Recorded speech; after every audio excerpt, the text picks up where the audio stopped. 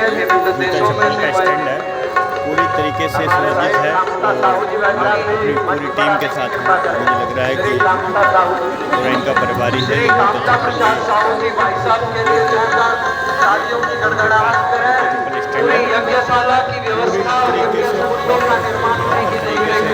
देख रेख हो रही है और ये गाड़ियों की व्यवस्था भी है। पार्किंग एक बहुत बड़ी, दिल्ली जैसे शहर में पार्किंग बहुत बड़ी समस्या है। उसको मैनेज करने के लिए हमारे योगेंद्र भाई साहब हैं, वो मैनेज कर रहे हैं। पार्किंग की कैसे व्यवस्था कर रहे हैं आप? अरे मैं जो ये भाई साहब हैं, योगेंद्र भाई साहब कमल पार्क वाले, पूरी की पूरी व्यवस्था देख रहे हैं इस पार्किंग की। पार्किंग में इन्होंने इस तरीके से कर रखा है जैसे कोई ट्रैफिक वगैरह मैनेज कैसे किया जाए, तो इस टाइप से वो कर रहे हैं। इन्होंने ये एरो वगैरह लगाए हुए हैं, ये व्यवस्था, और ये बांध भी दिए गए। स्कूटी एक तरफ कैसे डायरेक्शन, पूरा प्रॉपर डायरेक्शन दिया है, तो इनकी देखरेख में ये पार्किंग की व्यवस्था। और ये मेन गेट है। भाई साहब हैं हमारे, काफ़ी दिन से आ रहे हैं यज्ञ में, इनका बहुत बड़ा सहयोग है। और इनके ही बड़े भाई साहब हैं जो यज्ञशाला और भोजनालय की व्यवस्था देख रहे हैं। ये इनकी टीम है।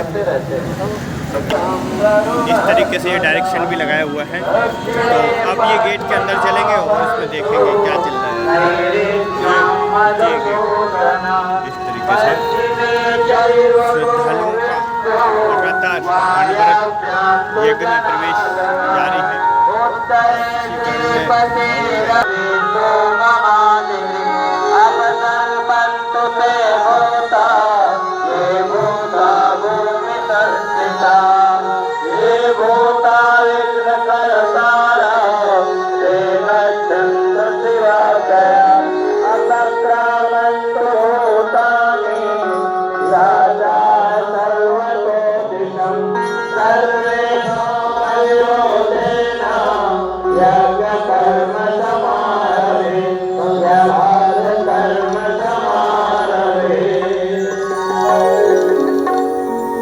लोग हमारे बाएं से दाएं घुमा रहे थे और कुछ लोग दाएं से बाएं घुमा रहे हैं। कलाई से भी घुमाओ भैया, लेकिन अपनी रक्षा के लिए सावधान रहो। बस इधर घूमे चाहे उधर घूमे, कोई अंतर नहीं पड़ता है, लेकिन हम अपनी रक्षा के लिए सावधान नहीं रहते। डिजिटल अरेस्ट हो रहा है, क्या हो रहा है? आदमी कहां से कहां आक्रमण कर रहा है, हम बुद्धू बने बैठे हुए हैं। हमारी जाति के नाम पर, पंथ के नाम पर तोड़ने के प्रयास हो रहा है, हम बैठे हुए हैं। निकल करके वोट देने तक जाते नहीं है। कितना परसेंट वोट पड़ रहा है? 56%, 54%, 52%। क्या सावधान रहेंगे? निकल करके जब हम अपने मताधिकार का प्रयोग करने नहीं जा सकते और इतने मतलब कुनीले हैं या आलसी हैं या पता नहीं क्या है। ईश्वर केवल उनकी रक्षा करता है जो अपनी रक्षा करने के लिए स्वयं तत्पर है। कोई रक्षा करने वाला नहीं आएगा। सुरक्षा की भी उनको अपने सनातन संस्कृति की रक्षा स्वयं करनी है।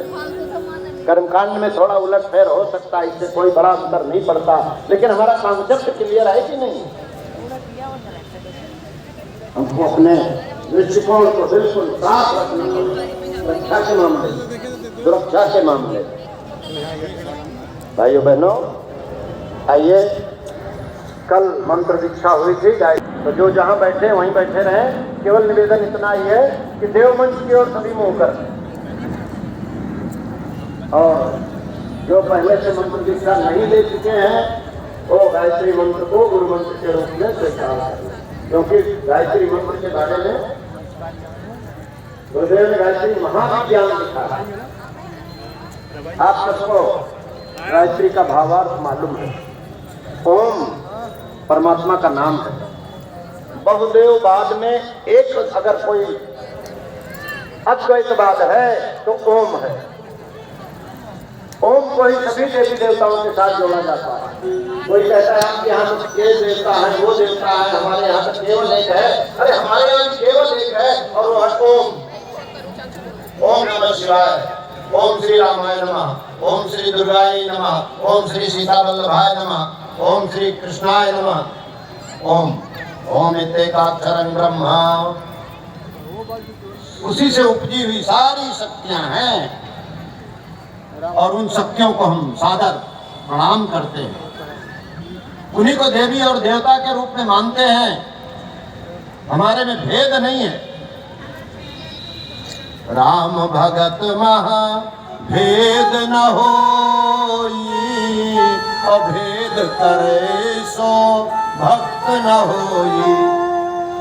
बाबा तुलसीदास जी ने कहा है कि राम भगत महा भेद न होई, और कोई भेद कर रहा है, भेद करे सो भक्त न होई। अपने को छद्म वाले, अपने को सनातनी बताने वाले हमारे अंदर भेद पैदा करने का बार बार प्रयास कर रहे हैं कि कैसे सनातन वाले कमजोर हों और कैसे हम इनको छिन्न भिन्न कर दें और पूरे देश को लूट लें। है हमको आपको बहुत सजग होना चाहिए। ओम ही एक तत्व है, राम ही एक तत्व है जो हमको सबको एक सूत्र में बांधे हुए है। इतना हजारों हजार लोग यज्ञशाला में बैठे हैं, कोई किसी से पूछता है क्या कि आप भाई किस बिरादरी के हो? आवश्यकता महसूस होती है क्या? ये सनातन संस्कृति का जाति वंश सब मानव मात्र, नर और नारी एक समान, कोई छोटा नहीं, कोई बड़ा नहीं। निवेदन क्या था? विचार, साहस, साधन और श्रम, ये चारों चीजें जब इकट्ठा होती हैं तभी कोई काम होता है। चारे वर्ण चारे निज भ्राता, अनुपम जेठ छोट करना। अरे चारों वर्ण आपस में भाई है, सगे भाई है, हमें कोई भेद नहीं, हम सब एक हैं। और वो गायत्री मंत्र यही कहता है, धियो यो न प्रचोदयात्, हम सबको सद्बुद्धि की ओर प्रेरित करो, सबको अच्छाई की ओर लेकर के जाना है, ये हमारी जिम्मेदारी है। निवेदन क्या है? ओम भूर्भुवः स्वः। तीन हमारी इच्छाएं हैं, आवश्यकताएं हैं। प्राण करो, दुख नाशक, सुख करो। प्राणों की रक्षा हो, हमारा दुख दूर हो जाए, हमको सुख मिले, ये गायत्री मंत्र ये प्रदान करता है। लेकिन तीन काम हमको करने पड़ते हैं, वो है तत्पवित्र वरेण्यम, हम श्रेष्ठता को तेजस्विता के साथ वरण करें। अच्छाई का वरण करना पड़ता है। संसार में अच्छाई भी है, बुराई भी है। गुरुदेव कहते हैं बेटा गुड़ भी है, गोबर भी है। हमने गलती यही की है कि गुड़ गोबर को एक में मिला दिया है, न वो लीपने के काम आ रहा है न खाने के काम आ रहा है। इसीलिए लोग अध्यात्म से दूर भाग रहे हैं। हमको स्पष्ट करना पड़ेगा, बेटे ये गुड़ है और ये गोबर है, बताना पड़ेगा। तत्सवितुर्वरेण्यम, अच्छाई क्या है और बुराई क्या है, अगर उसका भेद पैदा हमने अपने बच्चों में, अपने जीवन में, अपने परिवार में नहीं किया तो हम निश्चित रूप से दुख के कारण बनेंगे। तत्सवितुर्वरेण्यम, वरेण्यम माने समझदारी। वो समझदारी जिस व्यक्ति में है वो व्यक्ति सुखी रहेगा, जिस परिवार में है वो समझदारी वो परिवार सुखी रहेगा, और जिस समाज में है वो समाज सुखी रहेगा, जिस राष्ट्र में है वो राष्ट्र सुखी रहेगा। तत्सवितुर्वरेण्यम। दूसरा क्या है? भर्गो देवस्य धीमहि, पाप रहित देव वृत्तियों को धारण करते हैं। अगर वो उपासना है तो ये धीमहि साधना है। हम अपने जीवन को कैसा बनाएं? प्राण स्वरूप, दुख नाशक, सुख स्वरूप, तेजस्वी, श्रेष्ठ, पाप नाशक, देव। और धियो यो न प्रचोदयात् क्या है? ये आराधना है। हम स्वयं अच्छाई के मार्ग पर चलेंगे और दुनिया को भी अच्छाई के मार्ग पर ले जाएंगे। तत्सवितुर्वरेण्यम उपासना, भर्गो देवस्य धीमहि साधना, और धियो यो न प्रचोदयात् आराधना। तत्सवितुर्वरेण्यम चिंतन, भर्गो देवस्य धीमहि चरित्र, और धियो यो न प्रचोदयात् व्यवहार। चिंतन, चरित्र, व्यवहार, ये गायत्री मंत्र है। अपने चिंतन को उत्कृष्ट बनाएं, अपने चरित्र को उत्कृष्ट बनाएं और अपने व्यवहार को शालीन बनाएं। यही गायत्री मंत्र है, और इसको गुरु मंत्र के रूप में हम सबने, पूरी मानवता ने स्वीकार किया। कोई इससे बच नहीं सकता। बुद्धि की शरण में गए बिना, मानवता की शरण में गए बिना किसी का उद्धार नहीं है। या तो वेद के वाक्य को, वेद के गुरु मंत्र को जीवन में उतार करके सुखी हो जाओ या लड़ लड़ करके मर जाओ। नहीं समझ रहे लड़ रहे 2-2 साल 3 साल तो हमारी होगी पूरी हो जाएगी। उनके जीवन में वरेण्य भीमय प्रचोदयात् नहीं है, लाने की जरूरत है।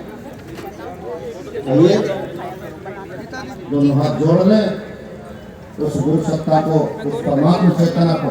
हमारे गुरुदेव ने तो यह भी नहीं कहा कि स्वयं अपने लिए नहीं कहा, उन्होंने कहा हम परमात्मा चेतनाम गुरु रूपेण विदे, हम उस परब्रह्म परमात्मा चेतना को गुरु रूप में वर्ण करते हैं।